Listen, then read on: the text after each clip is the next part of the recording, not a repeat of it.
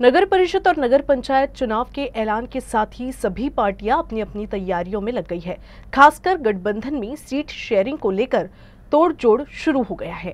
नागपुर जिले में एनसीपी शरद पवार गुट ने स्पष्ट कर दिया है कि उन्हें कांग्रेस के साथ चुनावी मैदान में उतरना है, लेकिन अगर उन्हें सम्मानजनक सीट नहीं मिले तो वो अपने दम पर चुनाव लड़ने के लिए पूरी तरह से तैयार है। आता आम्ही निवडणुकीच्या तयारीला लागलो आहोत। यापूर्वी सुद्धा वारंवार मी जिल्ह्याचा अध्यक्ष म्हणून आम्ही माझी भूमिका स्पष्ट करण्याचं काम केलं की ज्याप्रमाणे आम्ही मागे लोकसभेची निवडणूक असेल, विधानसभेची निवडणूक असेल किंवा मागची जिल्हा परिषदची निवडणूक असेल, आम्ही महाविकास आघाडीचा घटक पक्ष म्हणून काँग्रेससोबत आम्ही निवडणुका लढलो। त्याचप्रमाणे या निवडणुकासुद्धा काँग्रेस पक्षासोबत मिळून निवडणूक लढण्याची आमची मानसिकता आहे।